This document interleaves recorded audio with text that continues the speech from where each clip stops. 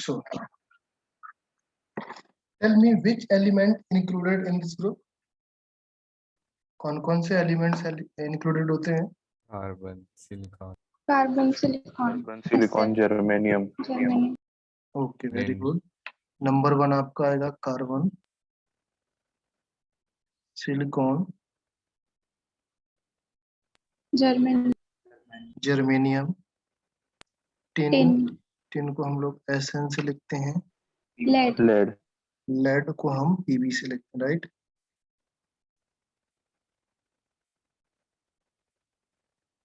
Okay, इनका सबका नाम याद है। जर्मेनियम का स्पेलिंग, टिन का स्पेलिंग तो आएगा, लेड तो आपको आता है, यहाँ पर सिलिकॉन। नाउ इसका इलेक्ट्रॉनिक कन्फिगरेशन आप लोग ड्रॉ कर सकते हो। आई थिंक, आई सपोज आप लोग सब लोग कर लोगे ड्रॉ, राइट? कोई भी एक्सेप्शन नहीं है, नॉर्मली आप ड्रॉ कर सकते हो। ओके, डरने की कोई बात। नाउ टेल मी, ये आपका मेटल है या नॉन मेटल?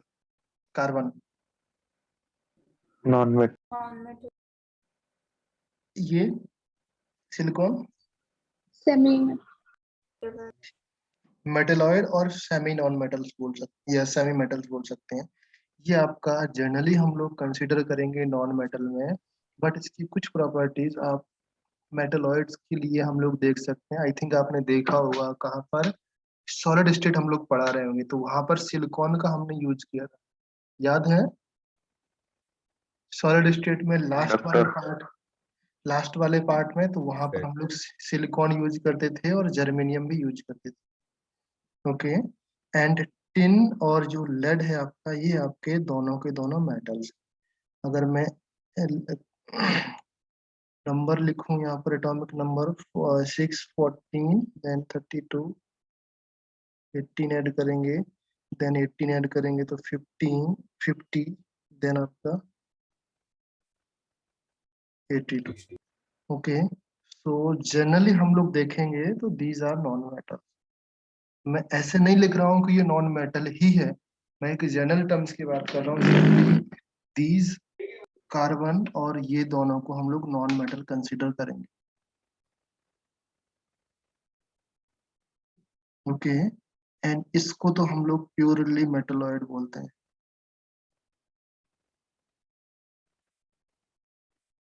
ये दोनों आपके metal.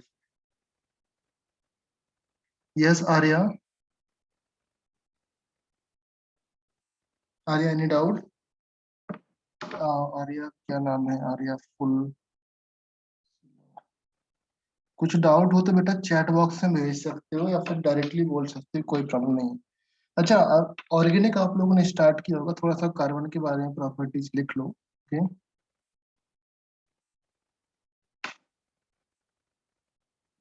Carbon can form stable p pi multiple bonding, right?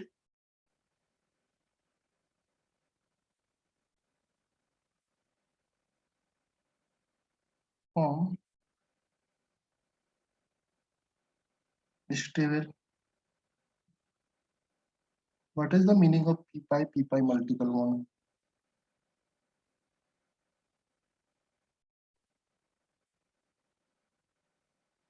नहीं समझे? आपने ये देखा होगा ना, कार्बन आपका डबल बॉन्ड फॉर्म करता है, ट्रिपल बॉन्ड भी फॉर्म करता है, right? Yes. With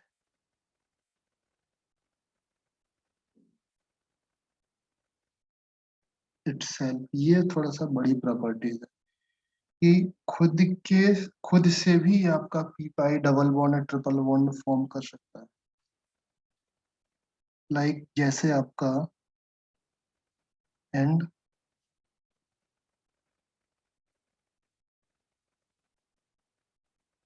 with others भी फॉलो करेगा। फॉर एग्जाम्पल लाइक आपके जो फर्स्ट रो एलिमेंट है, लाइक नाइट्रोजन, ऑक्सीजन, ये भी आपके फॉर्म करेंगे with other first row element.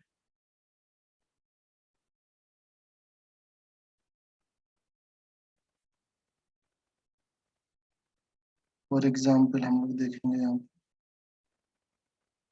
Carbon double bond carbon form होता है, carbon triple bond carbon, carbon double bond oxygen, carbon double bond nitrogen and carbon triple bond nitrogen, right, clear है। And कभी कभी हम लोग oxygen की जगह sulphur भी रिप्लेस कर सकते हैं, क्लियर है ना, point clear. Now second point इसमें है, जो अदर एलिमेंट होते हैं लाइक कार्बन के अलावा जो एलिमेंट है आपकी सिलिकॉन है, जर्मेनियम है, टिन है, लेड है, they do not form P pi multiple bonding. क्यों नहीं फॉर्म करते हैं? Due to relatively large atomic size, size ज्यादा होने से आपके जो आपका वीक पी पाई बॉन्डिंग होता है, मतलब बहुत ही वीक होता है, या यू कैन से कि बिल्कुल फॉर्म नहीं करता। ओके, नेक्स्ट पॉइंट आप लिख सकते हो,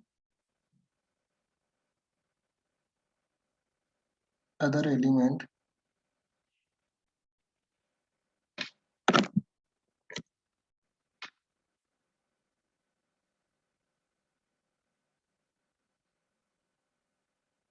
do not form। अच्छा, ये मैं फील कर पा रहा हूँ कि पी पाई आप लोग समझ पा रहे हो नहीं, समझ पा रहे हो कि नहीं? डू नॉट फॉर्म पी पाई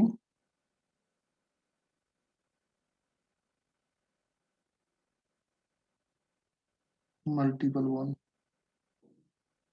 अच्छा, आप लोग कभी देखो, ये S I double bond S I देखा क्या आपने? हमेशा S I single bond S I देखा होगा, इस तरीके से लगा रहता है। अच्छा, एक आपके लिए होमवर्क है, ऐसा क्यों होता है ये आप गूगल पे भी सर्च करके, किसी बुक में आप लोग सर्च करके बताना मुझे कल, या हो सकता है तो आप चैट बॉक्स में भी सेंड कर सकते हो। तो ऐसा क्यों होता है? कार्बन ऐसे बॉन्ड फॉर्म कर सकता है, बट बाकी एलिमेंट ऐसे बॉन्ड फॉर्म नहीं कर सकते हैं डबल बॉन्ड में। कभी आपने कैटिनेशन क्या? क्या बेटा? Catenation. Catenation. Yes, okay, catenation property. चलो, कुछ तो जानते हो बेटा। Other element do not form P pi multiple bond due to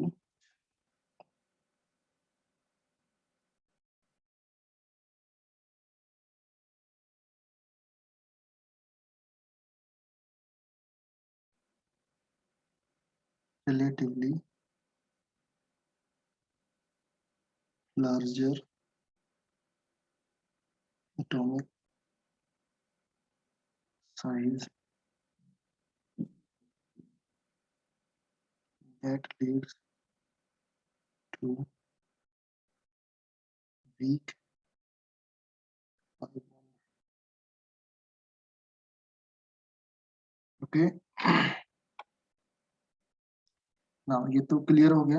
अगर मैं बात करूं अदर एलिमेंट फॉर्म पी पाई बैक बॉन्डिंग, जो आपके बाकी एलिमेंट होते हैं वो पी पाई बैक बॉन्डिंग फॉर्म करते हैं, आपका कार्बन बैक बॉन्डिंग फॉर्म नहीं करता है। तो यहाँ पर एक और इम्पोर्टेंट पॉइंट नोट डाउन कर लेना, एग्जाम्पल भी मैं आपको बता देता हूँ। Other element form P pi d pi back bond.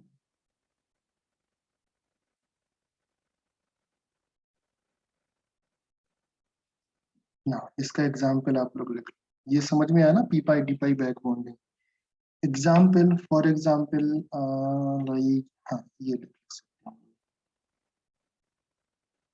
N C H three whole three, okay, and here also N S I H three whole three. Okay, clear है? अच्छा, इसका नाम बता सकते हैं कोई? इसका नाम तो आप लोग लिख लेना, ओके, जरूरत नहीं है, उतना इम्पोर्टेंट नहीं है। हाँ, इसका नाम आप लोग लिख सकते हो, ट्राई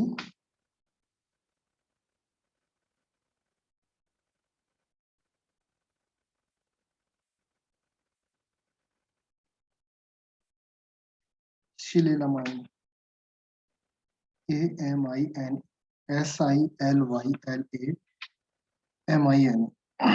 ओके, अभी देखो इसका स्ट्रक्चर आपके सामने बनाता हूँ मैं।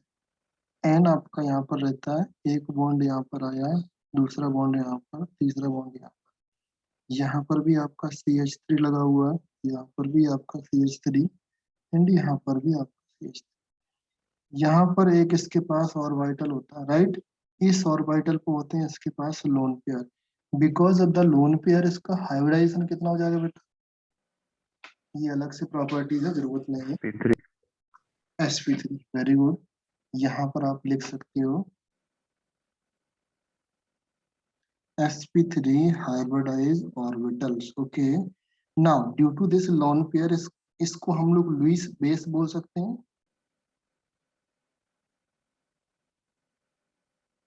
ओके, अगर मैं स्ट्रक्चर की बात करूं यहाँ पर तो कौन सा स्ट्रक्चर हो जाएगा? pyramid very good. तो इसके पास और इसके पास जो आपके एम्प्टी कोई भी ऑर्बिटल नहीं है, तो यहाँ पर बैक बॉन्डिंग पॉसिबल नहीं है। क्लियर है? ये आपको दिख रहा होगा, फील कर पा रहे हो ना। अगर मैं सिमिलर केस बात करूं यहाँ पर, यानी यहाँ पर हो जाएगा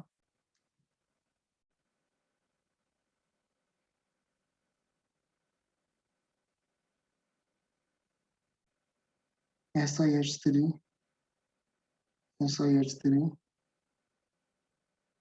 SiH3, इस तरीके से बनाते हैं, थोड़ा सा और अच्छे से बनाते हैं। यानी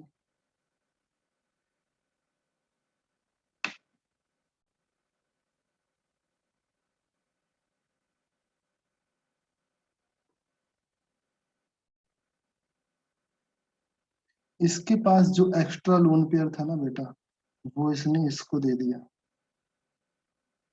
या किसी भी एक SiH3 को दे दिया। जैसे ये बॉन्ड शेयर करेगा कोऑर्डिनेट बॉन्ड, इसका हाइब्रिडाइजेशन चेंज हो जाएगा। इसका हाइब्रिडाइजेशन क्या होगा इस केस में? sp2। sp2 very good. अगर हम बात करें ये क्या, ये लुईस बेस है या लुईस एसिड है? s no ये बोलो। नहीं है नहीं है। इसका स्ट्रक्चर क्या हो जाएगा? trigon trigonal planar. ओके, तो इसने अपने इलेक्ट्रॉन्स इसको दे दिए, तो ये इलेक्ट्रॉन कौन से ऑर्बिटल में जाएंगे बेटा? d डी ऑर्बिटल में जाएंगे। ओके, तो यहाँ पर आपका p पाई d पाई पॉसिबल हो गया। yes ओके, ना तो हम लोग बोल सकते हैं यहाँ पर कि इसके पास अवेलेबल ऑर्बिटल नहीं थे, यहाँ पर अवेलेबल ऑर्बिटल थे, दैट इज वाई यहाँ पर हो गया। तो बाकी एलिमेंट्स ऐसा नहीं फॉलो करते हैं। बाकी एलिमेंट ये फॉलो करते हैं बैक बॉन्डिंग, सिर्फ कार्बन फॉलो नहीं करता। ओके, क्लियर है?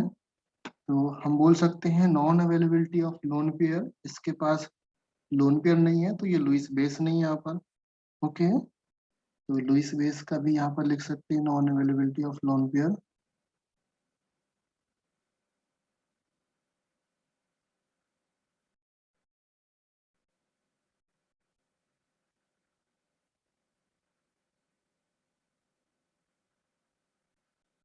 Means not a Lewis base.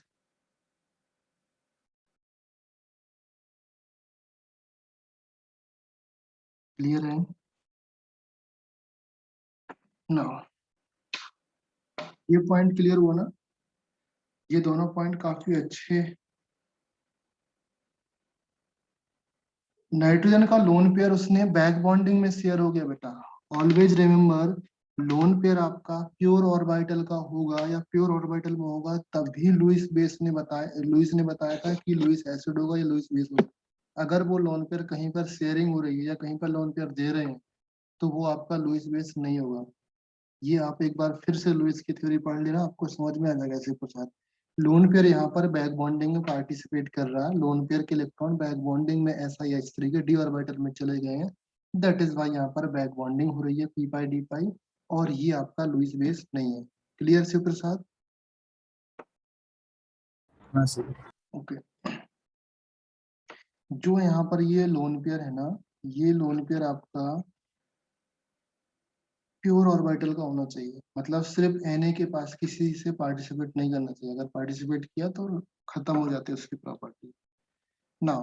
ये तो क्लियर हो गया। नेक्स्ट है आपका आयनाइजेशन एनर्जी और electropositive character.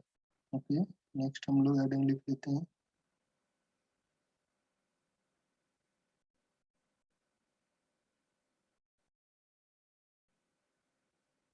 Ionization energy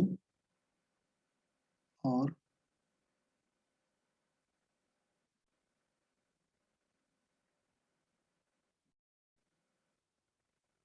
electropositive.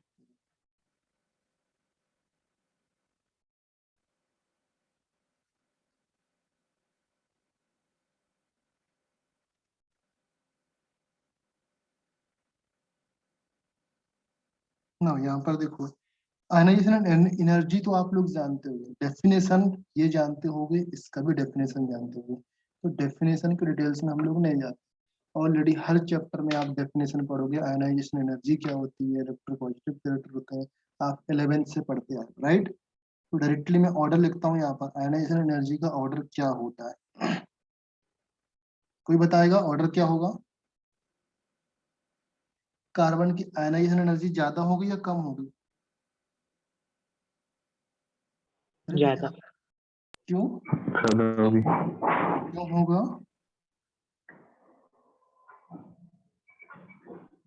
Size छोटा। यस, साइज छोटा, वेरी गुड। ओके, तो आयनाइजेशन एनर्जी का ऑर्डर देखो, carbon is greater than silicon, down the group in decrease ना। हाँ down to group decrease, silicon and germanium SN। एक इसमें थोड़ा सा चेंज सर यहाँ होता पे है, कार्बन लास्ट में होता है। कार्बन लास्ट में आएगा। नहीं नहीं,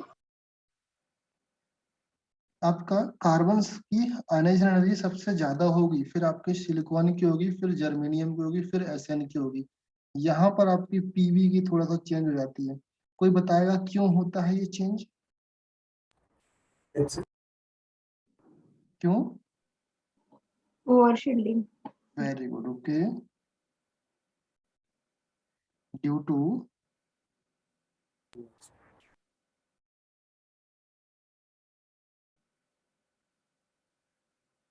पुअर शील्डिंग ऑफ 14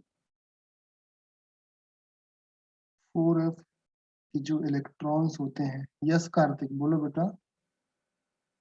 कार्तिक कुछ प्रॉब्लम? नहीं नहीं, जो पुअर शील्डिंग इफेक्ट की वजह से आपका जेड इफेक्टिव जेड इफेक्टिव या जेड स्टार आपका इंक्रीज होता है ना, तो जैसे जेड स्टार इंक्रीज हो जाएगा, इसका मतलब उधर से इलेक्ट्रॉन निकालना उतना आसान नहीं रहेगा जितना आसान SN के कंपैरिजन में था। ओके, तो यहाँ पर आयनाइजेशन एनर्जी आपकी इंक्रीज हो जाती है। क्लियर है? अच्छा मुझे ये तो हो गया 14 ग्रुप का। नाउ टेल मी, जो आपका 13 ग्रुप का होता है, नोट बना के लिख लेना यहाँ पर, 13 ग्रुप का आयनाइजेशन एनर्जी का ऑर्डर क्या होता है? जस्ट फॉर, मैं देख रहा हूँ आपको कितना याद है, यहाँ से इसका कोई रिलेशन नहीं है, इस जो मैंने ऊपर कंसेप्ट बताया इससे कोई रिलेशन नहीं है। जस्ट आप बताओ क्या ट्रेंड्स होते हैं। Oscillating. Very good, okay.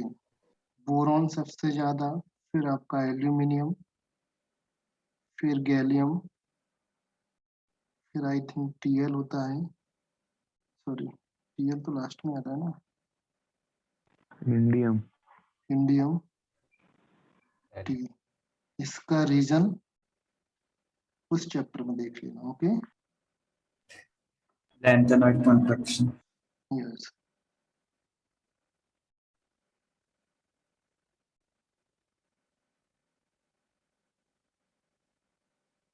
Okay.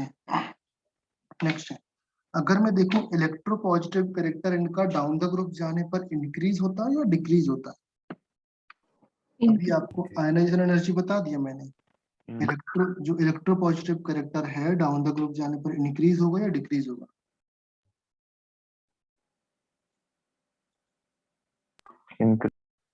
Increase होगा। तो यहाँ पर आप पॉइंट लिख सकते हो।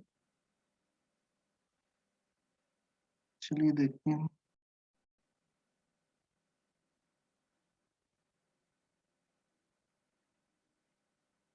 Electro positive character increases due to decrease in ionization energy. Okay.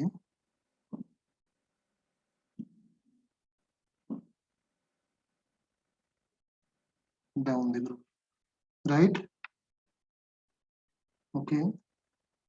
Next आपका पॉइंट है melting point and boiling point. ये पॉइंट तो कभी भी कोई मतलब नहीं रहता इसका जब तक आपका 15 ग्रुप ना आ जाए। 15 ग्रुप का मेल्टिंग पॉइंट बॉइलिंग पॉइंट बहुत इंपॉर्टेंट है 15 और 16 का। बाकी किसी चैप्टर से मुझे नहीं लगता कभी क्वेश्चन पूछा जाता है।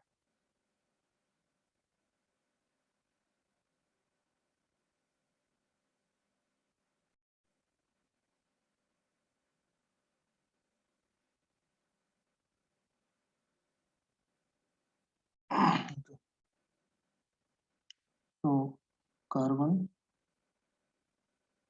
Silicon, germanium, SN, Pb।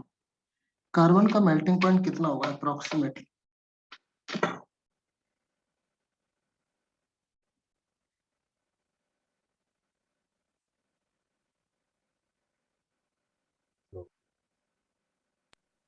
बहुत ज्यादा होता है। Extremely high melting point approximately ना होता है। and these two element are stable। Diamond like structure होता है इनका बिकॉज ये सिंगल बॉन्ड फॉर्म करते हैं ना, तो डायमंड लाइक स्ट्रक्चर हो जाता है इनका। Diamond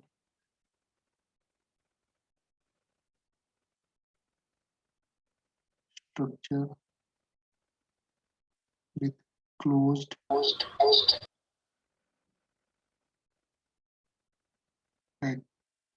atom।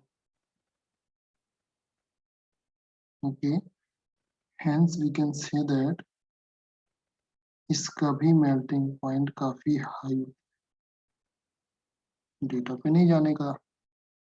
Okay, and in दोनों का मेल्टिंग पॉइंट काफी वीक होता है या weak metallic bonding.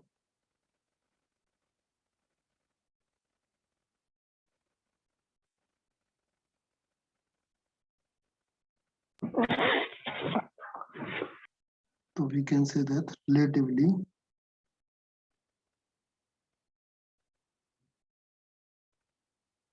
low melting point।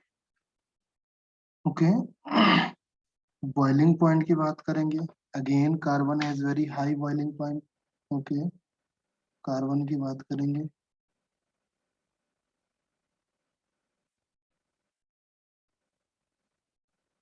Very high boiling point. Total order देखेंगे हम लोग तो कार्बन का सबसे ज्यादा, फिर सिलिकॉन का, फिर आपका यहाँ पर थोड़ा सा चेंज आता है। The change is like germanium and फिर आपका SN PB। इसका चेंज मुझे आप लोग बताना, ये आपका होमवर्क है। ज्यादा कुछ खास रीजन नहीं है, आप लोग जानते हो इसका रीजन। इसका बॉइलिंग पॉइंट का रीजन क्या होता है। ओके, कुछ खास नहीं है, आप लोग को बताया हुआ है, आप लोग जानते हो। सिर्फ इसमें भी चेंज आता है और ज्यादा कुछ नहीं है। इसका टेम्परेचर में थोड़ा सा चेंज आता है, बाकी का अलग रहता है। अगर डेटा की बात करें तो डेटा आपके लिए इम्पोर्टेंट है नहीं। अगर डेटा आपको लिखना है तो वो भी लिख सकते हो, किसी भी एनसीईआरटी या किसी बुक से फॉलो कर सकते हैं। अगर डेटा की जरूरत है तो मैं लिख सकता हूँ, कोई दिक्कत नहीं। नेक्स्ट आपका जो है एलोट्रॉपी। एलोट्रॉप कौन कौन फॉर्म करते हैं बेटा? कार्बन। सारे एलिमेंट। Very good.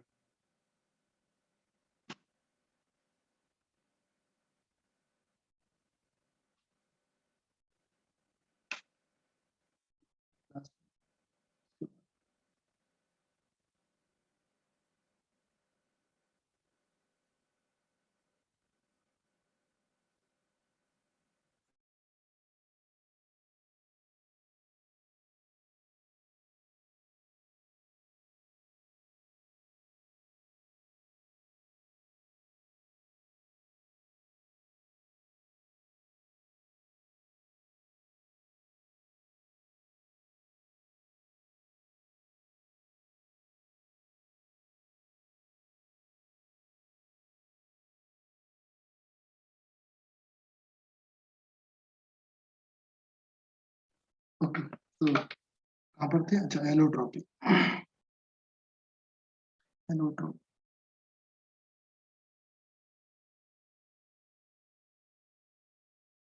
ओके, सो सारे एलिमेंट एलोट्रॉप फॉर्म करते हैं एक्सेप्ट वन एलिमेंट। वो कौन सा है? लेड। कार्बन तो फॉर्म करता है बेटा। कार्बन के एलोट्रॉप्स कौन कौन से होते हैं? डायमंड और graphite. Diamond, diamond, graphite, coal, charcoal, lamp black, ये सारे आपके कार्बन के एलोट्रॉप्स हैं। सिलिकॉन के एलोट्रॉप्स कौन कौन से हैं? सिलिकॉन सिलिकॉन के दो टाइप के एलोट्रॉप्स फॉर्म करते हैं। बेसिकली एक आपका क्रिस्टलाइन होता है, एक एमोर्फस फॉर्म में होता है। तो हम यहाँ पर लिख सकते, मतलब और भी एलिमेंट्स होते हैं, क्रिस्टलाइन फॉर्म में भी होता है, एमोर्फस फॉर्म में। दो टाइप का सिलिकॉन एग्जिस्ट करता है। जर्मेनियम भी आपके दो क्रिस्टलाइन फॉर्म होते हैं। सिमिलरली एसएन आपका जो टिन होता है उसका भी एक ग्रे और एक वाइट, एक रोम्बो टिन होता है। ओके, ये आपने उधर पे एग्जाम्पल देखा होगा जब हम लोगों ने टेबल बनाया होगा। रोम्बिक SnO2, मैंने SnO2 या SnO या SnO2 का एग्जाम्पल दिया हुआ जब हम लोग सॉलिड स्टेट का टेबल पढ़ रहे थे, जहाँ पर स्ट्रक्चर बने हुए थे, क्यूबिक था, ऑर्थोरोम्बिक था, टेट्रागोनल था, वो सारे टेबल। वहां पर एक एसिन का एग्जाम्पल दिया होगा, आप लोग देख लेना वहाँ पे। और पीवी के यहाँ पर कोई एलोट्रॉप्स नहीं होते।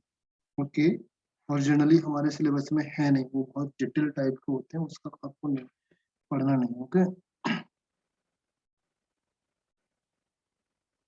आपको सिर्फ जानना है यहाँ पर क्या क्या है। यहाँ पर आप लिख सकते हो diamond, graphite, coal, charcoal, lamp black. Okay, silicon that existed in two types, crystalline and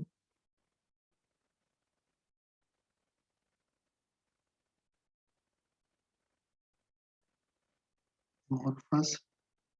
germanium two crystalline form होते हैं इसके।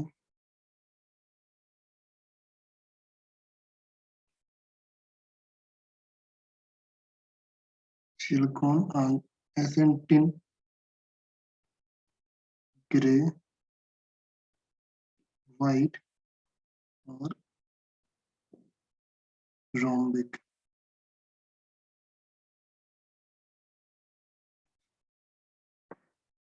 Okay, so all of you know the inert pair effect। inert pair effect जानते हो बेटा? Yes. Yes.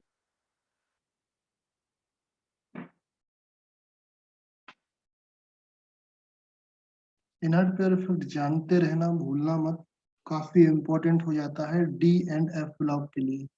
Okay, वहां पर आपका थोड़ा सा काम आता है। यहाँ तक तो कोई दिक्कत नहीं है। हाँ, पी ब्लॉक में आपके भी का जो आपका 15 ग्रुप एलिमेंट है, वहां पर भी काफी इंपॉर्टेंट रोल प्ले करता है। लाइक अच्छा, कार्बन का ऑक्सीडेशन स्टेट बताओ, सिलिकॉन का ऑक्सीडेशन स्टेट बताओ, जर्मेनियम का ऑक्सीडेशन स्टेट बताओ, एसएन का ऑक्सीडेशन स्टेट एंड पीवी का ऑक्सीडेशन स्टेट। कार्बन आपका ओनली +4 शो करता है, राइट? 2+, ये आपका +4 Yes, शो sir. करेगा, ये आपका +4 एंड +2 भी शो करेगा। एसएन आपका +4 +2, ये भी आपका +4 एंड +2 शो करता है, राइट? क्लियर है? यहाँ तक तो समझ में आया ना? ये चीज याद रखना, जो एलिमेंट आपके +4 ऑक्सीडेशन स्टेट शो करते हैं, ये एलिमेंट कोवैलेंट बॉन्ड फॉर्म करते हैं। ओके, जो एलिमेंट आपके +4 और +6 दोनों शो करते हैं, वो आपके कोवैलेंट और आयनिक दोनों टाइप के बॉन्ड फॉर्म कर सकते हैं। कोवैलेंट तब शो करेंगे जब आपका +4 ऑक्सीडेशन स्टेट होगा, आयनिक तब शो करेंगे जब आपका +2 ऑक्सीडेशन स्टेट होगा। क्लियर है? क्लियर है ना? अगर मैं बोलूं tendency to form ionic compounds, tendency ionic compound form करने की डाउन द ग्रुप जाने पर इंक्रीज हो रही है, दिख रहा होगा आपको। डाउन द ग्रुप जाने पर tendency to form ionic compounds increase हो रहा है या decrease? Increase. To form ionic compound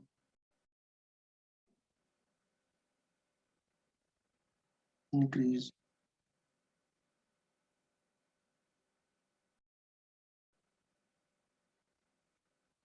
okay, अच्छा ये तो ऑक्सीडेशन स्टेट क्लियर, थोड़ा सा इसमें और है। अगर मैं बात करूं जर्मेनियम +4 और SN+4 और PV+4, तो इनमें सबसे ज्यादा स्टेबल कौन सा कंपाउंड होगा? Let's say Carbon +4. Germanium +4, SN+4 and PV+4, तो कौन सा स्टेबल कंपाउंड होगा? जर्मेनियम होगा ना?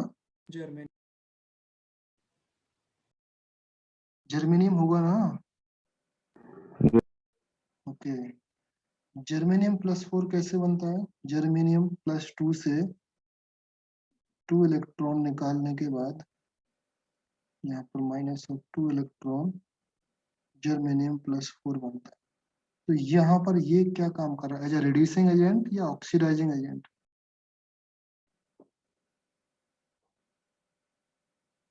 Reducing agent. इतना आना चाहिए बेटा, ये तो बेसिक सी चीजें हैं। ओके, चलो अगर मैं +2 वाले कंपाउंड लिख दूं यहाँ पर, चलिए लिख दिया मैंने PV+2, SN+2 एंड जर्मेनियम +2, यहाँ पर सबसे स्टेबल कंपाउंड कौन सा होगा? Lead. Very good. ये क्यों होता है बेटा? Inert pair. गुड। अच्छा, PV+2 से या तो जनरली इसका मीनिंग क्या है? ये जो कंपाउंड मैंने लिखा ना यहाँ पर, इसका मीनिंग क्या है? अगर कहीं पर आपका G+2 होता है तो 2 इलेक्ट्रॉन निकाल के G+4 में एडजस्ट करता है। G+2 उतना ज्यादा स्टेबल नहीं होता, इतना कंपाउंड ये स्टेबल है। सिमिलर केस में यहाँ पर बात कर रहा हूँ, अगर कहीं पर आपके सामने लिखा हुआ है Pb+4, तो वो क्या करेगा? Pb+4 2 इलेक्ट्रॉन एक्सेप्ट करने की टेंडेंसी रखता है और Pb+2 में बनने के लिए सोचेगा, हमेशा इसकी टेंडेंसी रहेगी कि Pb+2 बन जाए। दैट मीन्स ये कंपाउंड अगर किसी से रिएक्शन करेगा तो ऑक्सीडाइजिंग एजेंट की तरह बिहेव करना चाहेगा, राइट?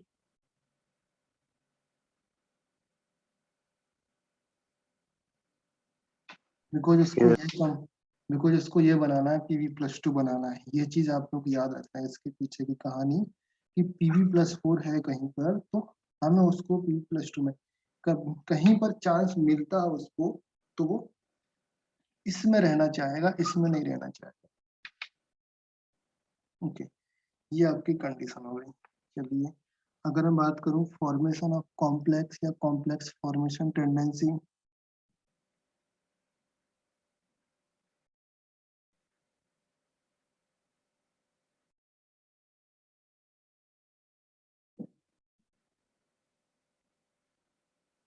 यहाँ पर कौन कौन से कंपाउंड कॉम्प्लेक्स फॉर्म करते हैं?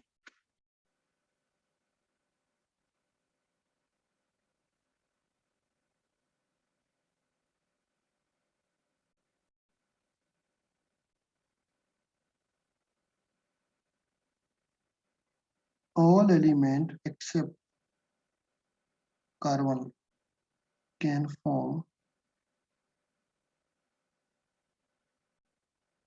complex। क्यों कॉम्प्लेक्स फॉर्म करेंगे? बिकॉज, या कैसे फॉर्म करेंगे? बोलो। By accepting electron in the vacant d orbital।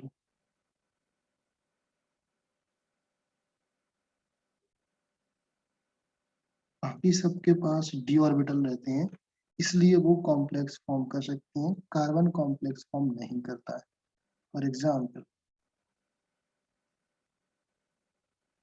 आपके पास SF4 नेगेटिव रहता है, सो SF4 नेगेटिव नहीं हो गया, SF4 है। ये कंपाउंड अगर कभी भी F नेगेटिव से रिएक्शन कर रहा है तो ये टेंडेंसी रखेगा कि मैं SF6 बना लूं।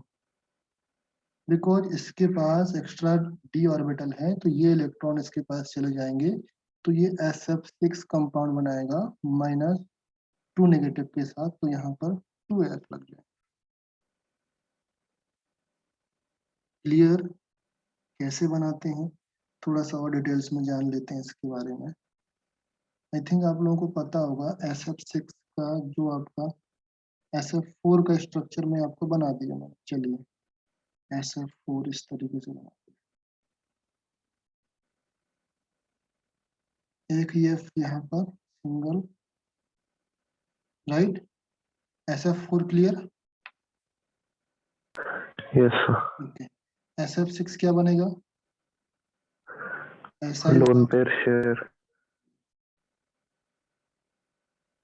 सिंगल सिंगल सिंगल सिंगल, जो यहाँ पर लगा हुआ इलेक्ट्रॉन्स, लाइक ये दोनों F लगते हैं, F नेगेटिव और F नेगेटिव। इसने इसको इलेक्ट्रॉन दे दिए, इसने यहाँ पर इलेक्ट्रॉन। अभी समझ में आया आपको? F तो यहाँ पर थे ही। अगर कार्बन होता है इसकी जगह पर, तो क्या कार्बन इलेक्ट्रॉन एक्सेप्ट कर पाता? क्या नहीं, कार्बन के पास है ही नहीं डी ऑर्बिटल, वो कैसे एक्सेप्ट कर पाए? ओके, अच्छा, इसका कोई हाइब्रिडाइजेशन बता पाएगा क्या होता है? चलिए मैं बताता हूँ हाइब्रिडाइजेशन कैसे निकालते हैं, थोड़ा सा और डिटेल्स में। सिलिकॉन के पास कितने, लास्ट सेल में कितने इलेक्ट्रॉन्स थे और कितने बॉन्ड बनाता है? 4 चलो मैं यहाँ पर देखता हूँ।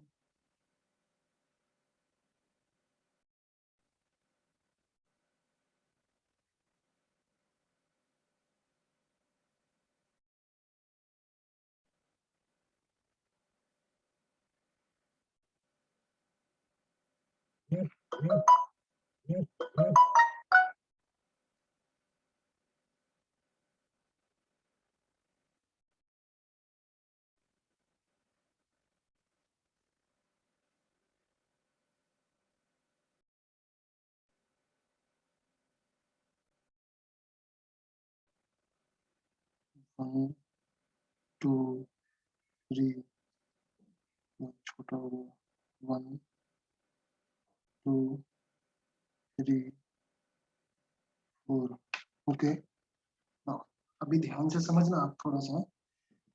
जो आपके पास सिलिकॉन था, सिलिकॉन के पास ये आपका S ऑर्बिटल है, ये आपका P है, ये D है। ओके, ये p x p y p z, ये d x y z y z, z square x square minus y square x square dash y square, ये सारी चीजें आप लोग को आइडिया होंगी। यहाँ पर कितने नंबर ऑफ इलेक्ट्रॉन्स हैं? यहाँ पर 2 नंबर ऑफ इलेक्ट्रॉन्स हैं। यहाँ पर अच्छा, हाइब्रिडाइजेशन स्टेट बनाना जानते हो? सिलिकॉन के पास 4 इलेक्ट्रॉन्स थे। लाइक अगर मैं बोलूँ यहाँ पर सिलिकॉन होगा तो अच्छा, इलेक्ट्रॉनिक कॉन्फ़िगरेशन कैसे बनता है इनका? NH2 NP4 या NP6? NP क्या बनेगा? 4 6 2 NP2 NP2। तो NP2 बनता है। बेसिकली यहाँ पर आपके 2 इलेक्ट्रॉन्स रहते हैं और यहाँ पर भी आपके 2 इलेक्ट्रॉन्स रहते हैं। ओके, सॉरी, ये आपका p ऑर्बिटल इस तरीके से, यहाँ पर भी आपके 2 इलेक्ट्रॉन्स। क्लियर है? जब एक्साइटेशन स्टेट होती है तो उस केस में ये वाला इलेक्ट्रॉन्स निकल के आपका इस ऑर्बिटल में पहुंच जाता है। तो बेसिकली जो आपका s ऑर्बिटल का दूसरा इलेक्ट्रॉन्स है, ये वाला इलेक्ट्रॉन्स, ये आपका यहाँ पर आ गया। क्लियर है? और p ऑर्बिटल के ऑलरेडी 2 इलेक्ट्रॉन्स थे उसके पास, तो ये 2 इलेक्ट्रॉन्स रहेंगे। क्लियर है? तो अभी सिलिकॉन के पास कितने बॉन्ड है eight normal stage bond form करने के लिए? 4 बॉन्ड है ना। एक तो ये है, 3 बॉन्ड आपके पास ये है। तो फ्लोरीन के जो बॉन्ड आते हैं, लेट्स से फ्लोरीन का ब्लैक वाला इलेक्ट्रॉन से, एक तो यहाँ पर बन गया, दूसरा यहाँ पर, तीसरा यहाँ पर, फोर्थ यहाँ पर, राइट? ये क्लियर हुआ? yes, okay. अभी ये कोऑर्डिनेट बॉन्ड होते हैं, जो कोऑर्डिनेट बॉन्ड उसने दिए हैं वो कहाँ पर जाएंगे? कोऑर्डिनेट बॉन्ड आपके पास d ऑर्बिटल पूरा खाली है। इस केस में यहाँ पर जो हाइब्रिडाइजेशन हो गया वो sp3 हो गया, राइट? अभी d ऑर्बिटल पूरा खाली है, तो d ऑर्बिटल में उसने इलेक्ट्रॉन्स, 2 इलेक्ट्रॉन्स यहाँ से आए, 2 इलेक्ट्रॉन्स यहाँ से आए। तो basically we can say that यहाँ के भी 2 इलेक्ट्रॉन्स, फ्लोरीन के 2 इलेक्ट्रॉन्स ये हैं और सेकंड 2 इलेक्ट्रॉन्स आपके ये हैं। क्लियर है? तो ये दोनों जो इलेक्ट्रॉन्स हैं that participate in coordinate bond with F negative, right?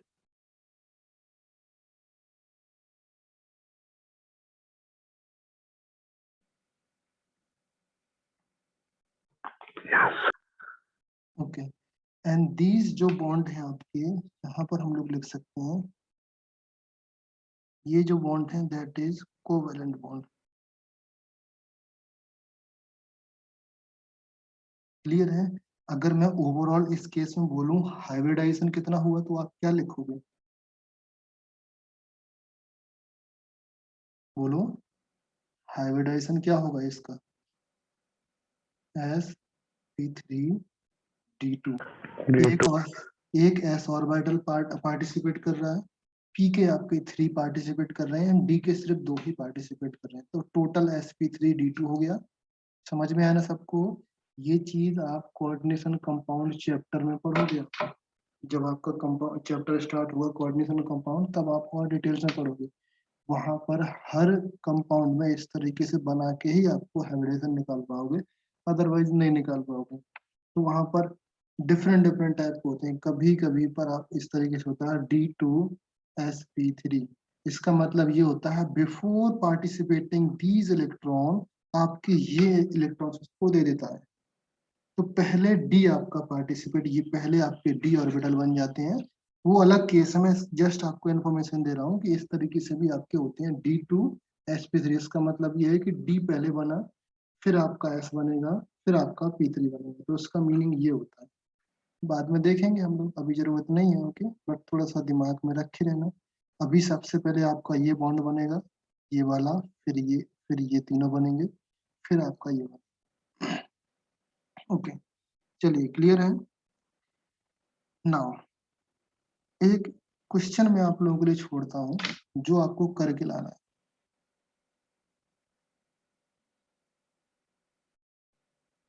है। SiCl6 है, डबल नेगेटिव।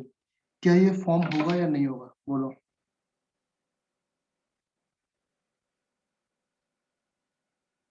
बोलो। नहीं होगा।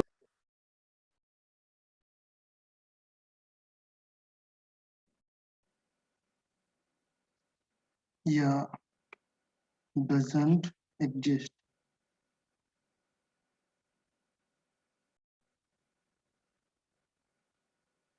ये आपके सामने क्वेश्चन है, आपको करके लाना। ओके, यहाँ पर लिख लेना, मैं जगह छोड़ दे रहा हूँ, जिसको नहीं आता नेक्स्ट क्लास में एक्सप्लेन कर दूंगा मैं। ओके, चलिए नेक्स्ट है इसका कैटेनेशन प्रॉपर्टीज। कैटेनेशन तो आई थिंक जानते हो सब लोग। कैटेनेशन आप लोग जानते हो, तो टेल मी यहाँ पर the tendency of element. Catenation क्या है पहले वो सुन लो। Tendency of element to form long chain और आइडेंटिकल एटम्स ऑफ आइडेंटिकल, खुद जैसे एटम्स के साथ एक लॉन्ग चेन बनाना कैटेनेशन प्रॉपर्टीज कहलाता है। The tendency to form long chain of identical atoms, okay, is called catenation, okay, and the properties of catenates and depend upon the strength of the atom bond। ये किस पे depend करती है? उस atom के बीच में कितना बॉन्ड है, बॉन्ड स्ट्रेंथ है, उस पर डिपेंड करती है। पहले आप लिख लो the tendency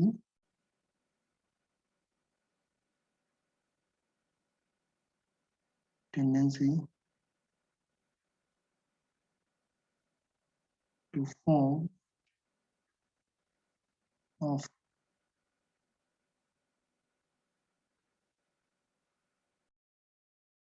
element to form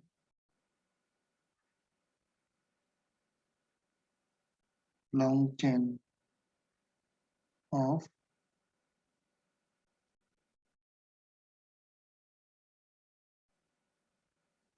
identical atoms। Identical atoms के साथ लॉन्ग चेन फॉर्म करना आपका कैटेनेशन प्रॉपर्टीज।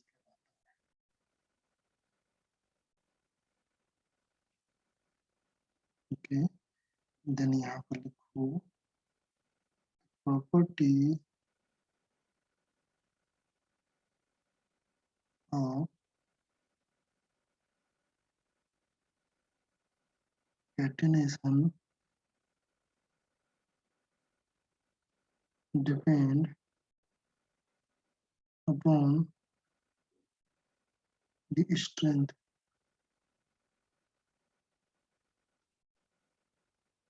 ऑफ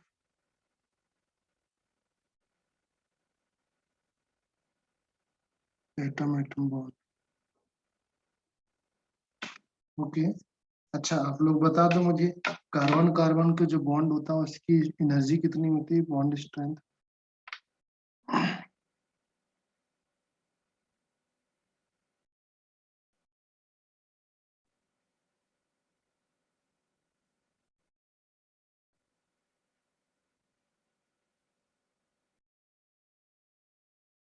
ये आपका 83 किलो कैलोरी पर मोल। ये आपका 86 किलो कैलोरी पर मोल, and this 181, hence greater tendency for forming cation। इस तरह एनर्जी किसी की नहीं होती बेटा इतना strength.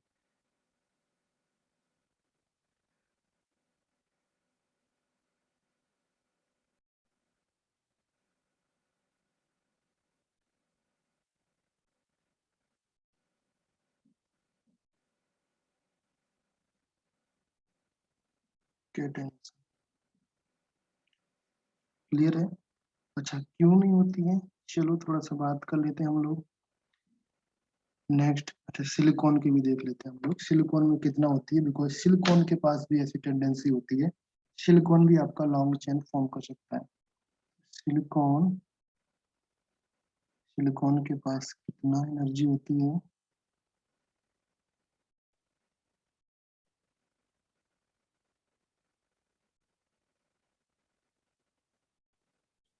This is 54, this is 88, and this is 186।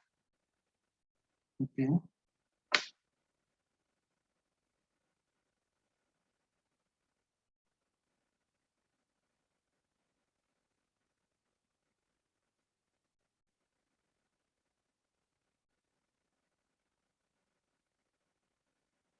Hence we can say इसकी जो एनर्जी होती है that is relatively less tendency होती है फॉर फॉर्मिंग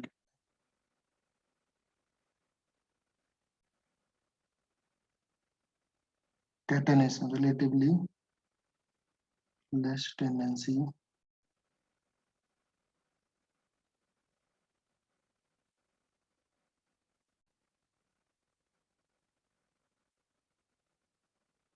आप कंपेयर मत करने लग जाना है कि सर यहाँ पर तो देखो 81 थी, यहाँ पर 86 थे, वैसे नहीं है। कैटेनेशन प्रॉपर्टीज इसके बारे में बात कर रहा हूँ। यहाँ पर 54 है, यहाँ पर 83 है, इसको ध्यान में रखना। ओके, वर्ड पे ध्यान दिया करो, यहाँ पर लिखा है चेन ऑफ आइडेंटिकल एटम्स। ठीक है, okay. So down the group अगर मैं बोलूं जो एटम एटम बॉन्ड स्ट्रेंथ है वो डिक्रीज होती जा रही है। ओके, दैट मींस कैटेनेशन जो प्रॉपर्टीज है वो भी आपकी डिक्रीज होगी। यहाँ पर लिख सकते हैं आपका point.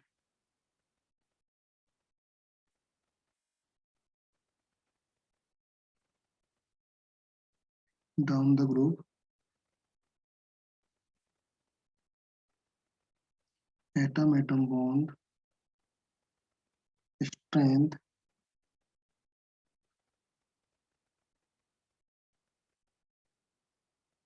decrease,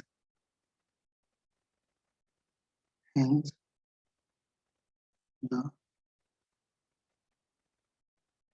extent of catenation decreases. Okay, ये क्लियर हुआ। नेक्स्ट आपका है हाइड्राइड। हाइड्राइड तो आप लोग जानते हैं, इसका हाइड्राइड ऑलरेडी डिस्कस कर चुके हैं हम लोग। थोड़ा सा मैं यहाँ पर इंफॉर्मेशन दे दूंगा आपको, हाइड्राइड क्या चीज है। हाइड्राइड क्या चीज है? अच्छा, ये कौन सा टाइप का हाइड्राइड होगा बेटा? कौन से टाइप का हाइड्राइड होगा? Covalent. Very good, covalent hydride. MH4 type में एग्जिस्ट करेगा। Okay,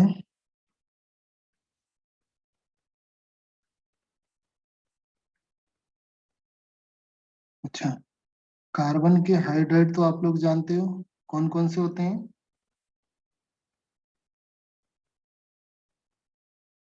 alkanes,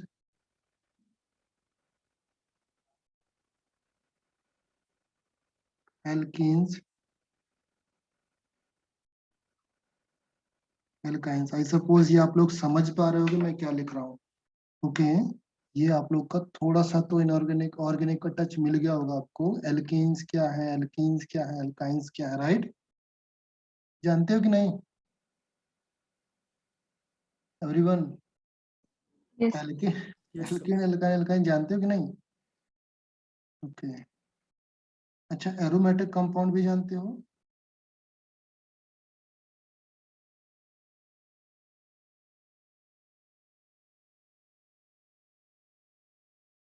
hydrocarbon. ओके, तो ये भी आपके आते हैं इसी कैटेगरी में। अगर मैं कार्बन की बात करूं तो सिमिलरली आपका आ जाएगा सिलिकॉन। सिलिकॉन भी इसी कैटेगरी में होता है। सिलिकॉन भी एक टाइप के हाइड्राइड फॉर्म करता है, बट याद रखना सिलिकॉन के जो हाइड्राइड होते हैं दैट मोस्टली आपके वोलाटाइल होते हैं।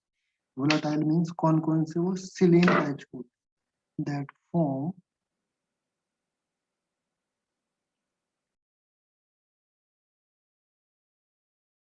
volatile hydride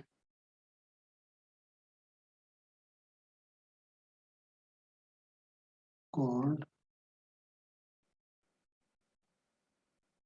सिलेन्स। अभी ये सिलेन्स किस तरीके से होंगे, यहाँ पर फॉर्मूला लिखो, लाइक SiNH2n+2, 2n+2। जैसे आपका एल्केन्स होता है वैसे ही आपका ये है इस टाइप के फॉर्म करते हैं, बट यहाँ पर n आपका लेस देन और इक्वल टू 8 तक होना चाहिए। फॉर एग्जाम्पल अगर बात करें यहाँ पर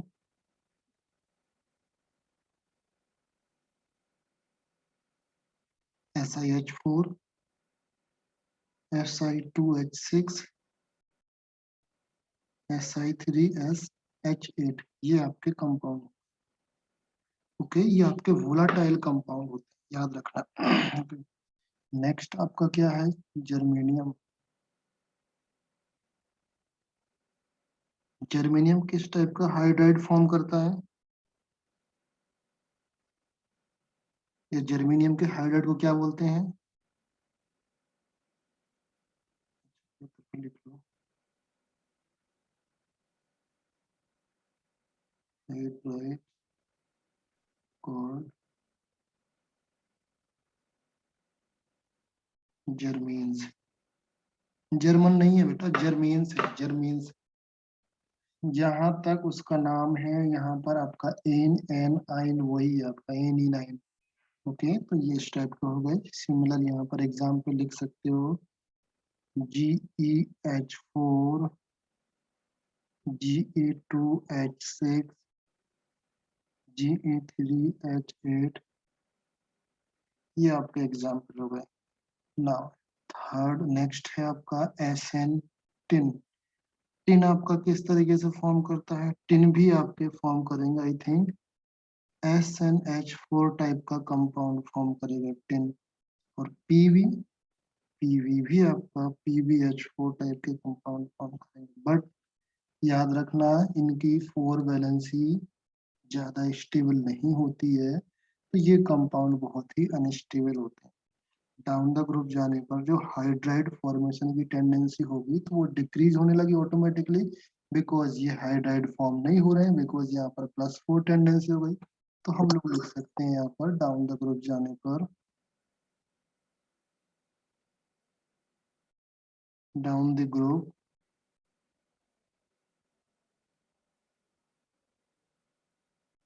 is of hydride formation decreases। I think अभी तक क्लियर हो गया होगा सबको, एज बिकॉज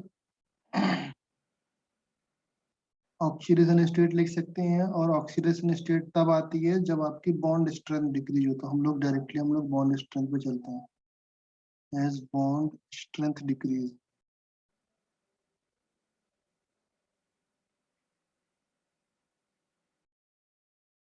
ओके, तो ये आपका कम क्लियर है। अगर मैं थोड़ा सा और यहाँ पर लिख दूं एक चीज, क्योंकि जरूरत तो नहीं है बट लिख दे रहा हूँ यहाँ पर, CH4 है, SiH4 है, GeH4 है, SnH4, PbH4। अभी मुझे बताओ आप लोग, जो रिड्यूसिंग प्रॉपर्टीज है, ये रिड्यूसिंग नेचर होगा किसका अच्छा होगा, बताओ। थर्मल स्टेबिलिटी तो आपकी डिक्रीज ही होने वाली है।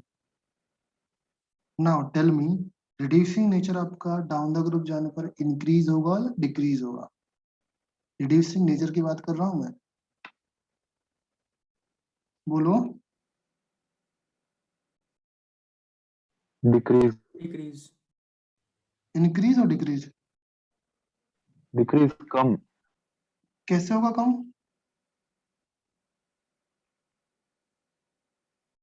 +2 ज्यादा स्टेबल है ना नीचे। हाँ तो +2, यहाँ पर +4 है, ये +2 में जाना चाहेगा, यहाँ पर इसका रिडक्शन हो रहा, इस तो इसका मतलब ये ऑक्सीडाइजिंग एजेंट है, तो रिड्यूसिंग नेचर क्या होना चाहिए, यही होता है रिड्यूसिंग नेचर।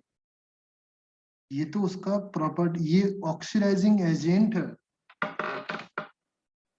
रिड्यूसिंग नेचर समझ रहे हो ना मेरी बात,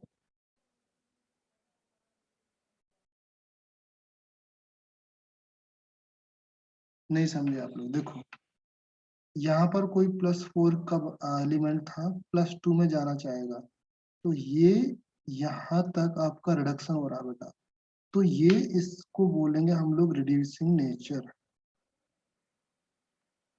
ये खुद आपका ऑक्सीडाइजिंग एजेंट की तरह बात कर रहा है, ऑक्सीडाइजिंग एजेंट है, समझ गए? तो reducing nature down the group जाने पर इंक्रीज हुआ ना,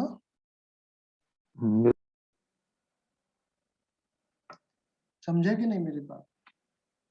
आप खुद से सोच के देखो, जो जितना मैंने आपको बताया है उसी के हिसाब से सोचो, ज्यादा कुछ दिमाग नहीं लगाने का। ये रिडक्शन होना चाहेगा कि नहीं होना चाहेगा? +4 से +2 में जाना चाहेगा, जैसे +2 से +4 में जाना चाहेगा, इसका मतलब रिडक्शन होना चाहेगा, इसका मतलब रिड्यूसिंग नेचर उसका बढ़ रहा है। क्लियर? को समझ में आया? जस्ट ओके, अच्छा चलिए इसका एग्जाम्पल देख के बताता हूँ, आप एक रिएक्शन देता हूँ किस तरीके से इफेक्ट करता है। चलिए एग्जाम्पल, चलिए reaction इस तरीके से लिख देते हैं। SiH4 है आपका,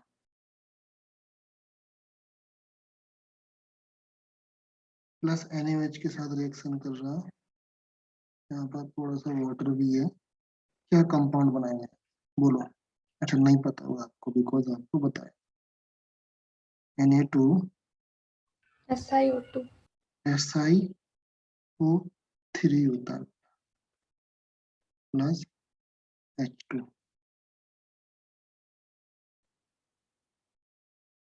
यहाँ पर रिएक्शन हो रहा है विथ H2O के साथ, कंपाउंड है आपका H2 SiO3 विथ H2। यहाँ पर देखो ये रिड्यूसिंग नेचर की तरह बिहेव कर रहा है या ऑक्सीडाइजिंग नेचर की तरफ, या ऑक्सीडाइजिंग नेचर है इसका, क्या है? आप ऑक्सीडेशन नंबर फाइंड करके देख सकते हो।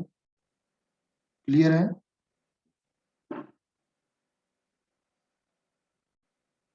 चलो, सो नेक्स्ट है आपका halide.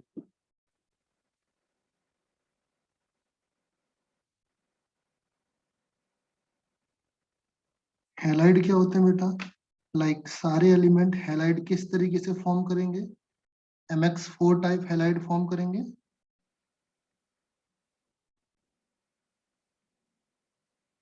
Form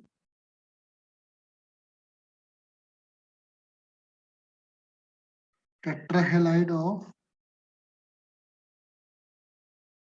type M, X4 type halide form करेंगे कि नहीं? एक्सेप्ट आपके सामने कौन कौन से हैं, लाइक PB Br4 फॉर्म नहीं करेगा, PbI4 फॉर्म नहीं करेगा, ये कंपाउंड फॉर्म नहीं करते। क्यों नहीं फॉर्म करते? चलिए नेक्स्ट पॉइंट तक आते आते आपको सारा कुछ क्लियर हो जाएगा।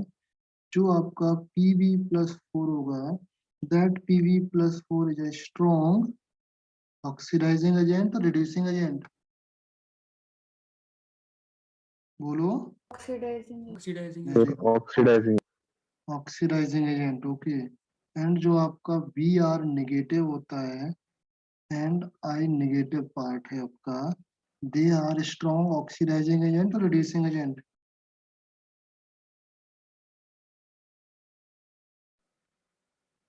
स्ट्रॉन्ग रिड्यूसिंग एजेंट, हेंस अगर हम बात करें in presence of Br negative and I negative, Pb+4 आपका रिड्यूस हो जाएगा Pb+2 में।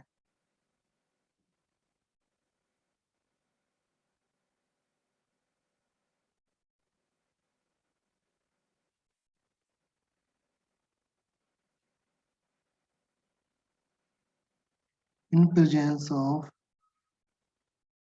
Br negative and I negative, Pb+4 is reduced to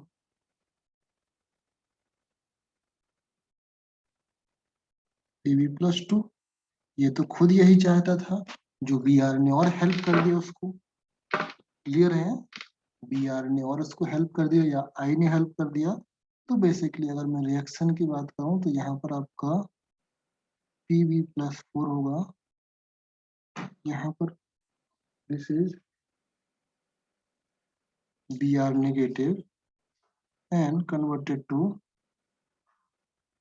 Pb+2 plus Br2. If you want to valence, then 2 here. Okay, I think valence हो गया. Okay, in similar case, Pb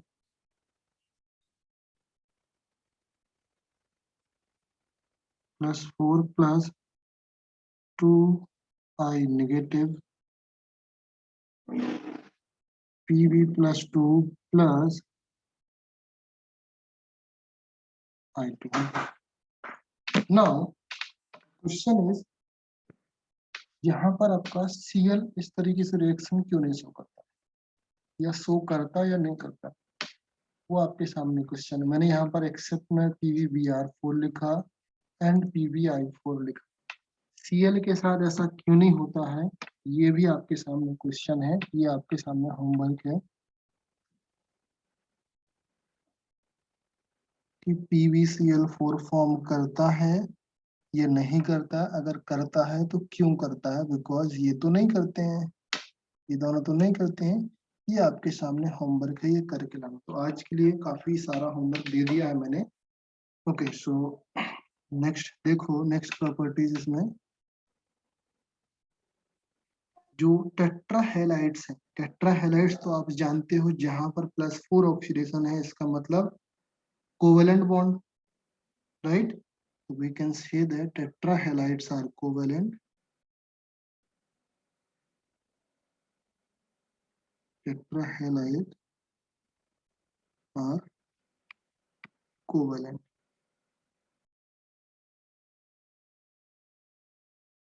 But except in certain case, कौन-कौन से tetrahalides covalent नहीं है, याद रखना। Except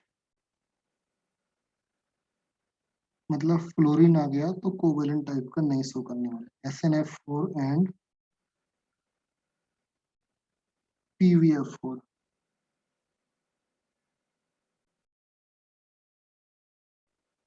okay, ये क्या है बेटा, आयनिक कंपाउंड, याद रखना ये एक्सेप्शन है, PbF4 और SnF4। बेसिकली फ्लोरीन तो आपका आयनिक कंपाउंड यहाँ पर बना। ओके, नेक्स्ट है, अगर मैं बात करूं इन्हीं के हैलाइड्स में थर्मल स्टेबिलिटी की बात कर लेते हैं हम। In the halide case the thermal stability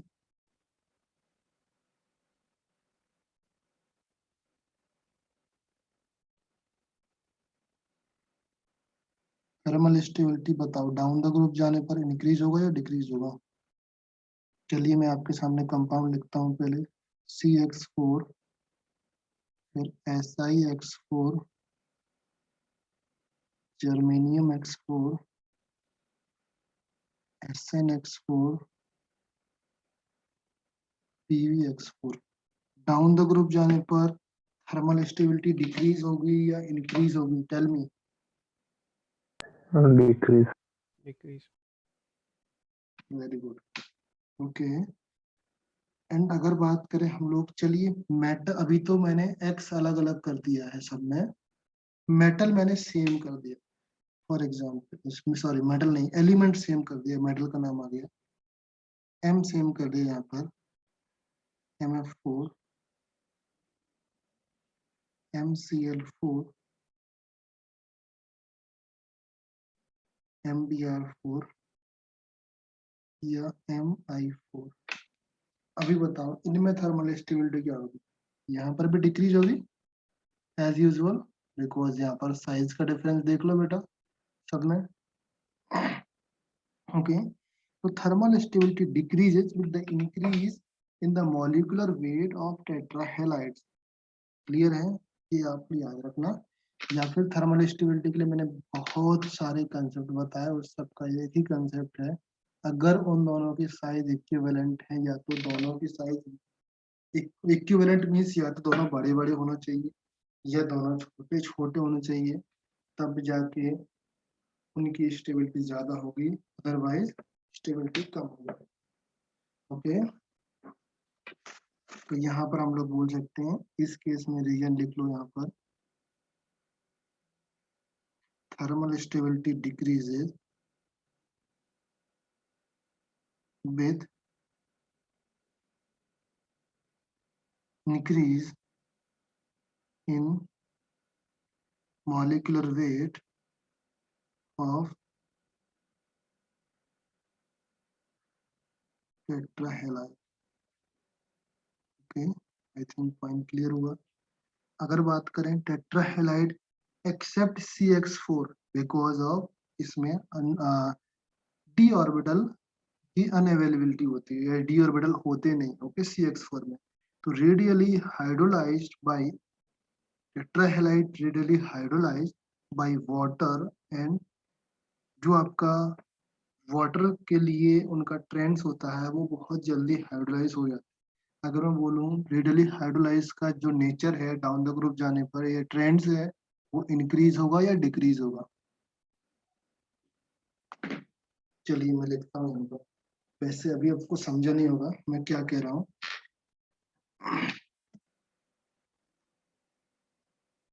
यहाँ पर देखें,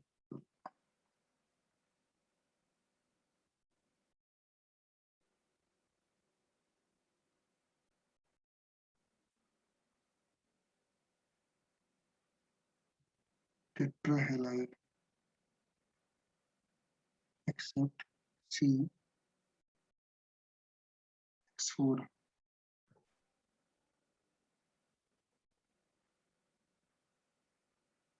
radially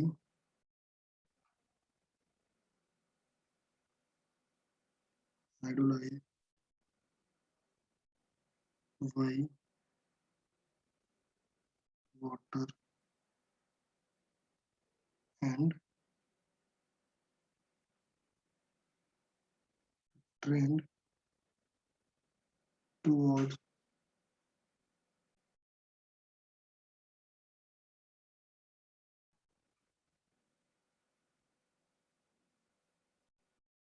hydrolysis decreases down the group, decreases down the group। देखिए क्या है, मैंने ये क्या बोला है, ये आपका लास्ट कंसेप्ट रहेगा, आप इसको पूरा कंप्लीट करके जाइएगा। ठीक है, मैं क्या बोल रहा हूँ, अच्छा ये क्यों नहीं होता, पहले इसका रीजन लिख लो। इसका रीजन आपका क्या है, इसका रीजन ये है, due to non availability of D electrons, non availability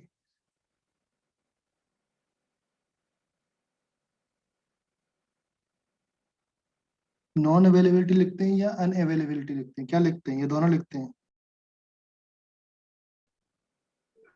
unavailable. चलिए हम लिखते हैं अनअवेलेबिलिटी, AV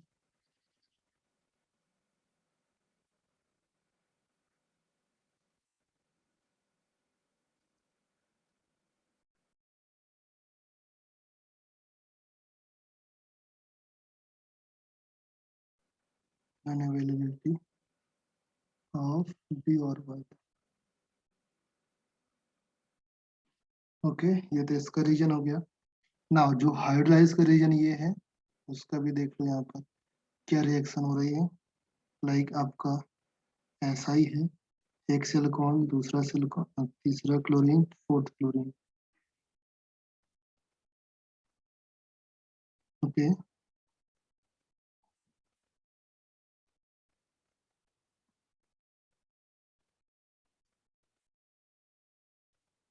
यहाँ पर इलेक्ट्रॉन्स हैं इसके पास। ओके, ये इलेक्ट्रॉन्स सिलिकॉन्स के जो डी ऑर्बिटल है उसके पास जाएंगे। जैसे उसके पास जाएंगे इलेक्ट्रॉन, क्या हुआ यहाँ पर, SI बनेगा, SI सिंगल बॉन्ड OH, यहाँ से माइनस ऑफ HCl निकला। समझो मेरी बात?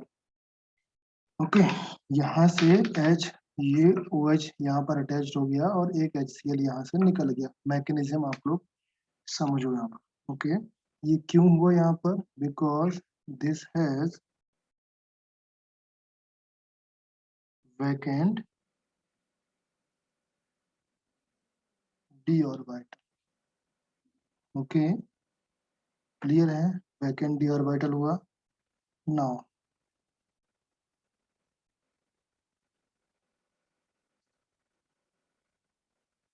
क्लियर है ये।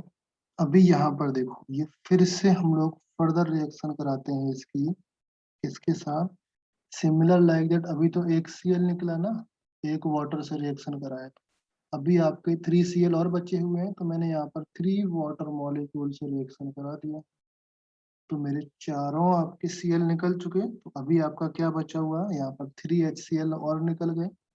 पहले आपके 3Cl निकले, 3 HCl निकले, सिंगल HCl निकला था, अभी आपके 3 HCl निकले। तो टोटल जो आपका फाइनल कंपाउंड बनेगा वो यहाँ पर OH आ जाएगा, यहाँ पर भी आपका OH आ जाएगा, यहाँ पर भी आपका OH आएगा एंड यहाँ पर भी आपका OH आएगा। राइट, यहाँ तक तो क्लियर हो जाना चाहिए सबको। क्लियर है? ये ऐसा कंपाउंड रिएक्शन शो करता है, कौन करता है, आपका सिलिकॉन। अगर ये बताओ मुझे, सेम केस अगर हम लोग कार्बन के साथ कर दें तो कार्बन ऐसा शो करेगा या नहीं करेगा? कार्बन नहीं करेगा शो, बिकॉज उसके पास डी ऑर्बिटल है ही नहीं है। ओके, तो वो रिएक्शन शो क्या करेगा, वो रिएक्शन शो ये करेगा, यहाँ पर नोट भी लिख लो और इम्पोर्टेंट रिएक्शन भी है। ये रिएक्शन बहुत बार जेई में, मेंस में, नीट में पूछा भी गया। CCl4 है आपका, यहाँ पर वाटर के साथ रिएक्शन होती है। ओके, ये वाटर जनरली तो रिएक्शन होती नहीं इसकी CCl4 से, यहाँ पर सुपर हीटेड स्टीम लिया जाता है। तो यहाँ पर मैं गैस लिख दूंगा, या फिर यहाँ पर लिख लो सुपर हीटेड स्टीम। तब भी ये रिएक्शन काफी स्लो होती है, उतनी ज्यादा नहीं होती है, तो यहाँ पर हम लोग कैटलिस्ट ले लेते हैं FeCu।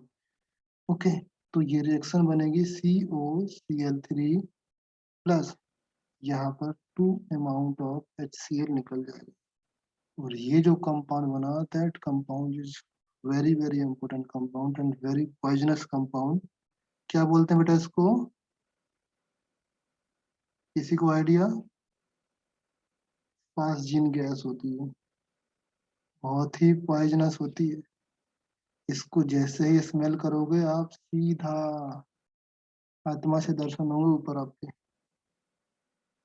समझे? तो कभी भी फास्जिन गैस को नहीं टच करने का, इसलिए ये रिएक्शन आपकी इम्पोर्टेंट हो जाती है, याद कर लेना इसे। ओके, नाउ टाइम तो हो गया है ऑलरेडी, थोड़ा सा और देख लो, इसको कंप्लीट कर देता हूँ मैं, हैलाइड को कंप्लीट कर देते हैं हम लोग एक और नेक्स्ट पॉइंट में। टेट्राहैलाइड,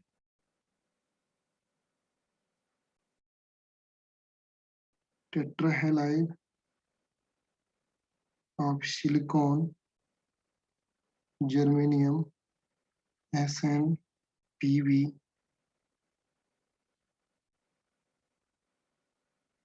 कैन फॉर्म, क्या फॉर्म कर सकते हैं,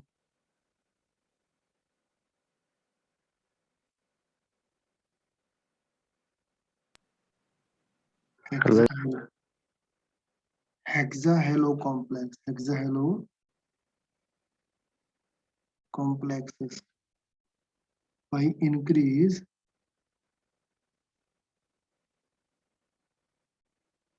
increasing their coordination number. Their CN का मतलब होता है बेटा कोऑर्डिनेशन नंबर। मैं यहाँ पर लिख देता हूँ कोऑर्डिनेशन नंबर, शॉर्टकट में CN 4 to 6। कोऑर्डिनेशन नंबर 4 से 6 में चलेगा। ये कैसे होता है? जैसे मैंने आपको बताया था ना एक एग्जाम्पल, अभी इधर गया हाइब्रिडाइजर वाला एग्जाम्पल। यहाँ पर देखो, यहाँ पर 4 बॉन्ड थे, इस बॉन्ड को बोलते हैं कोऑर्डिनेशन नंबर। जब आप कोऑर्डिनेशन कंपाउंड पढ़ोगे तो वहां पर समझ जाओगे।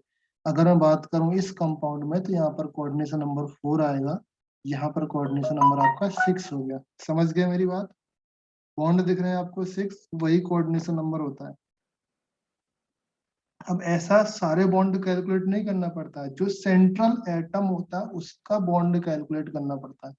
तो यहाँ पर सेंट्रल एटम्स ऐसा ही है। तो जब आप कंपाउंड पढ़ोगे कोऑर्डिनेशन कंपाउंड चैप्टर, तब वहां पर समझ में आ जाएगा। एग्जाम्पल के लिए मैंने अभी बता दिया कि SF6 होता है, तो सेम कंपाउंड यहाँ पर भी फॉर्म हो जाएंगे और एग्जाम्पल लिखेंगे हम लोग, सेम एग्जाम्पल आ जाएंगे यहाँ पर। एक तो आपका वही एग्जाम्पल आ जाएगा SF6 वाला, SIF6, मैं गलत प्रोनाउंस कर रहा था अभी। SIF6 हो गया, GEF6 हो गया। अभी आप फील कर पा रहे होगे यहाँ पर मैंने कार्बन क्यों नहीं लिखा, बिकॉज कार्बन तो ऐसा कर ही नहीं सकता, बिकॉज इसके पास खाली d ऑर्बिटल नहीं होते हैं, वैकेंट d ऑर्बिटल नहीं होते हैं। तो सारे कंपाउंड फॉर्म कर सकते हैं। तो जर्मेनियम भी फॉर्म करेगा आपका, सिलिकॉन भी फॉर्म करेगा, सारे कंपाउंड फॉर्म कर सकते हैं। Okay,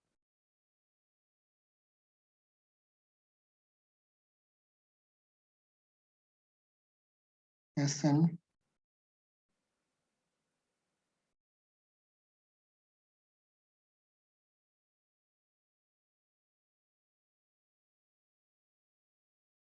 okay. अच्छा सॉरी, अच्छा ये बताओ, ये जो कंपाउंड है यहाँ पर इलेक्ट्रॉन डिफिशियंस कंपाउंड है या इलेक्ट्रॉन की लोन पेयर वगैरह प्रेजेंट है? यहाँ पर कभी भी जब भी बात करें हम लोग को सेंट्रल एटम देखना पड़ता है। इसके पास वैकेंट d ऑर्बिटल है ना, अभी भी और भी आ सकते हैं, 4 और F और भी आ सकते हैं, बिकॉज इसके पास आपने देखा होगा 4 है या 3, कितना बचा था? 3 बचा था आई थिंक। यहाँ पर 1 2 3 है, तो ये और भी आ सकते हैं। इसका मतलब यहाँ पर वैकेंट d ऑर्बिटल है, तो इसका मीनिंग ये है they can also act as a hence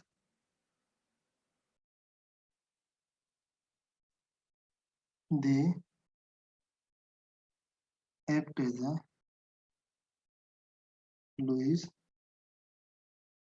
acid। Clear है? एक लास्ट थिंग्स है और आज के लेक्चर के लिए, in dihalide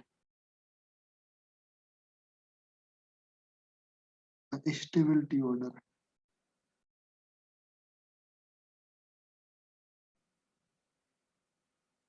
stability order क्या होगा डाई हैलाइड का? मैंने आपके सामने लिखा SiX2 लिखा, GeX2 लिखा, SnX2 लिखा, PbX2 लिखा। स्टेबिलिटी ऑर्डर क्या होगा बेटा? इंक्रीज और डिक्रीज? इंक्रीज। क्लियर है? ये आपका कंपाउंड यहाँ पर कंप्लीट होता है हैलाइड। नेक्स्ट क्लास में हम लोग डिस्कस करने वाले हैं ऑक्साइड, जिसमें आपके डिफरेंट डिफरेंट टाइप के ऑक्साइड आएंगे, लाइक मोनो ऑक्साइड जहाँ पर आप कार्बन मोनोऑक्साइड पढ़ोगे, डाई ऑक्साइड जहाँ पर कार्बन डाइऑक्साइड होगी, सब ऑक्साइड जहाँ पर आपके कार्बन के सब ऑक्साइड होंगे लाइक C3O2। फिर आपके आएंगे मिक्स ऑक्साइड जहाँ पर आपका PB3O4 टाइप का कंपाउंड होता है। तो 4 टाइप के ऑक्साइड डिस्कस करेंगे। ऑक्साइड के बाद फिर आपका कंप्लीट हो जाएगा ये चैप्टर, सॉरी चैप्टर नहीं, ये पार्ट आपका कंप्लीट हो जाएगा। फिर आपको स्टार्ट होंगे कार्बन एंड कार्बन के कंपाउंड। फिर आपका कार्बन के कंपाउंड में आपका डायमंड देखना है सबसे पहले, फिर आपका ग्रेफाइट देखना है। मैं आपसे रिक्वेस्ट करूंगा, मेरे से अच्छा बताने से अच्छा आप NCERT पढ़ लोगे। NCERT में डायमंड और ग्रेफाइट का एक टेबल बना हुआ है, उस टेबल के सारे पॉइंट याद कर लो। हिस्ट्री है, इस चैप्टर से जब भी कभी क्वेश्चन आता है 80% टाइम डायमंड और ग्रेफाइट की प्रॉपर्टीज पूछी जाती है। इवन जेई मेंस की बात कर रहा हूँ मैं, बाकी कंपटीशन एग्जाम भी छोड़ दो, डायमंड और ग्रेफाइट की प्रॉपर्टीज पूछी जाती है। तो डायमंड और ग्रेफाइट की प्रॉपर्टी जितना एनसीईआरटी में लिखा है वो तो पढ़ना ही है, और कहीं पर अगर मिलती है तो वो भी आपको पढ़ना है। मैं अभी से बोल रहा हूँ, बोल बोल के गला खराब हो जाता है मेरा, तब भी लास्ट में गलत करके आते हैं क्वेश्चन। तो डायमंड और ग्रेफाइट की प्रॉपर्टीज जहां पर जितनी मिले गूगल से निकालो, दुनिया भर की निकालो, बट ऑथेंटिक सोर्स होना चाहिए। ऐसा नहीं रैंडम किसी का वीडियो कहीं से कुछ देख लिया और आपने बोल दिया। ऑथेंटिक होना चाहिए, सही सी चीज होना चाहिए। जितना होगा मैं ऑलरेडी लिखा दूंगा आपको, ओके, तो वो भी देख लो। फिर इसके बाद हम लोग फुल रेंज एक नाम का चीज होता है, फुल रेंज जिसको हम लोग बाकी वॉल्स बोलते हैं, वो भी हम लोग डिस्कस करेंगे। इसके बाद कार्बन मोनोऑक्साइड, कार्बन डाइऑक्साइड, ये सारी चीज डिस्कस करेंगे। एंड देन कुछ कार्बाइड्स वाले पार्ट आ जाएंगे। कार्बाइड के बाद आयन, जो आपके कार्बाइड होते हैं, ऑलरेडी हम लोग मेटल कार्बाइड में पढ़ चुके हैं। कार्बाइड के बाद फिर आपका कार्बन कंपाउंड खत्म। कार्बन कंपाउंड के बाद फिर आपका स्टार्ट होगा सिलिकॉन एंड सिलिकॉन के कंपाउंड, एंड सिलिकॉन के कंपाउंड के बाद आपका चैप्टर कंप्लीट हो जाएगा। थोड़ा बहुत कंपाउंड आपके लेड के आ जाएंगे, बट लेड के कंपाउंड उतना है नहीं, क्वेश्चन आता नहीं है। जितना आपको रिएक्शन दूसरे चैप्टर से रिलेटेड क्वेश्चन होती हैं, पीवी और PV3O4 की, वो रिएक्शन ऑलरेडी डिस्कस कर ले जाएंगे, बट उसके कंपाउंड स्पेशली इंपॉर्टेंट नहीं है। आपको सिलिकॉन तक के कंपाउंड आपको पढ़ना है। तो मेरे से पहले आप लोग थोड़ा सा पढ़ के आओगे तो आपको थोड़ा सा हेल्प मिलेगा। ओके, तो चैप्टर कंप्लीट हो जाएगा। इसका भी मैक्सिमम 2 लेक्चर और चाहिए होंगे, ये चैप्टर कंप्लीट हो जाएगा। ओके, या 3 चाहिए होगा, उससे ज़्यादा नहीं चाहिए होगा। तो आप लोग सीट सॉल्व करते रहें, और जो सिंपल लेवल का सीट है, लेवल 1 जिसको बोलेंगे, वो मैं अभी सेंड कर दूंगा, उसको भी आप लोग सॉल्व करें। ओके, तो इनकेस अगर आज के लेक्चर में कुछ डाउट आता है किसी को, तो मुझे चैट बॉक्स में मैसेज करें, उसका डिस्कशन कर लेंगे हम लोग। अगर कोई डाउट नहीं है देन ओके, कोई problem. Okay, so we are stopping here, हम लोग यहाँ पर स्टॉप कर रहे हैं। इनकेस कुछ डाउट हो तो चैट बॉक्स में मैसेज करो। ओके, चलिए, बाय बाय एवरीवन। बस बाय बेटा, बाय बाय।